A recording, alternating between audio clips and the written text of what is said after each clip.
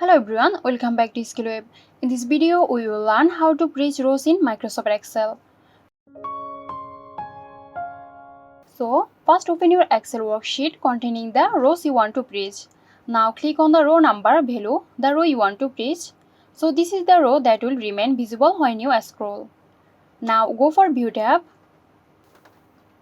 Then after click on Bridge Fence. A drop down will appear. Now from the drop down menu choose Bridge Top Row. You will notice a thin line below the frozen row. Now, when you scroll, those rows will remain visible. That's it. Hope this video helped you out. Please like, comment and share, and don't forget to hit the bell icon for more videos.